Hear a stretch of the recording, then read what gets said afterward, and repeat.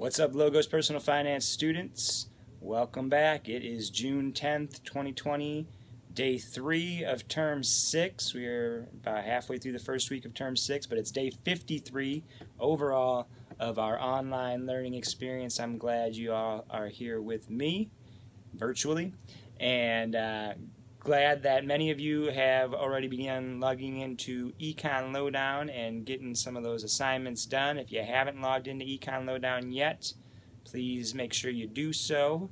And remember, you have a new login for term 6, right? So if you were in Econ Lowdown, if you're in this class Personal Finance for term 5, your login will only log you into term 5 work, not term 6. So you have a separate student code and password for term 6, right? And just remember, I sent those student pass codes and logins via email and Blackbaud, but if you didn't get them, let me know.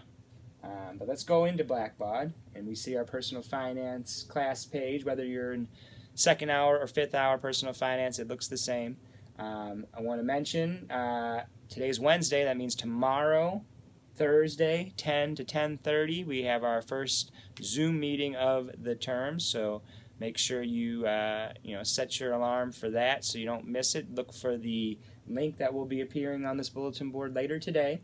There will also be a link to get in the Zoom meeting under the assignments tab, and I'll also be sending out the invite via email and the Blackbaud messaging system, because I want to see maximum attendance in these Zoom meetings, especially since it's the first one. The first one is a good opportunity for us to get to see and hear from each other for the first time and really kind of answer any questions that you might have, especially if you're new to this class this term.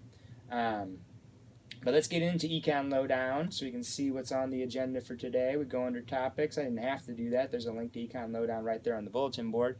But I also have 1, 2, 3 links to Econ Lowdown right here, right? So it's really easy to access the Econ Lowdown page. You just need that student code and password. You need to make sure you're using the right student code and password. Not term 5, not term 4, term 6. So if you still have term 5's student code and password saved in your internet browser or in your device, you need to get rid of that as long as you're done with term 5. You're not still trying to make up work. And save your new code, term 6, right? Term 6. You'll know you have your term 6 code in there when you click submit. Pops up, Personal Finance, term 6, with yours truly, Christopher Cruz, right? And if you're in another term, you'll see a bunch of assignments listed that you probably will have a hard time doing. Term 6 only has these 4 items. 3 are assignments, 1's a link to the YouTube messages. So this is what you should see. This is how you know you're in term 6. You have 1, 2, 3, and then the link to the YouTube messages. And that's all that we have so far for term 6. But yesterday we started opportunity cost. I didn't finish the pretest, but I showed you, I think, 1, 2, and 3. Let's see, opportunity cost. Many of you did very well on either the pretest or the post-test, or both, right? Opportunity cost is the value of the next best alternative. Other than the price I pay, purchase costs me opportunity cost. There are costs to all decisions. So that's not true. If you lend $500 to your brother, what is your opportunity cost? Well, you can't buy anything with that $500 until your brother pays you back. Now, it's a loan, right? So you're going to get that money back, but you're still giving something up, right? You didn't give up $500 permanently, but you gave up the opportunity to buy something for $500 today or tomorrow or whenever until you get paid back. It's the same thing about putting money in the bank, right? When you put money in the bank, it doesn't cost you anything, but it does, right? It costs you the opportunity to spend that money right now, right? You're saving it for later, right? And the opportunity cost of attending college is A, the things that could have been purchased with the income.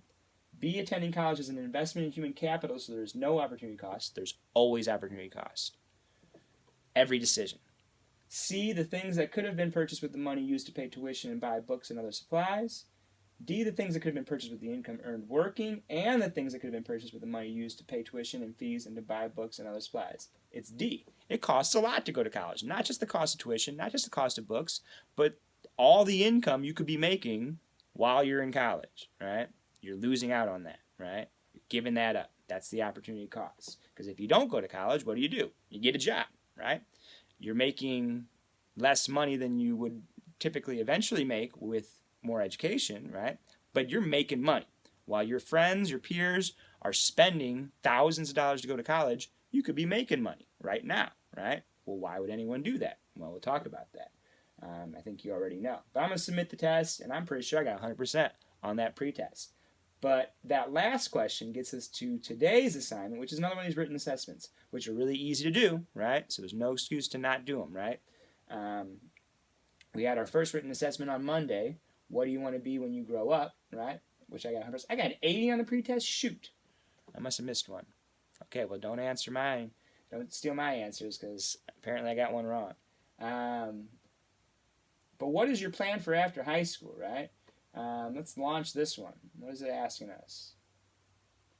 Do you plan on attending post-secondary education? Secondary is high school. So post-secondary is any education after high school, right? Doesn't have to be college.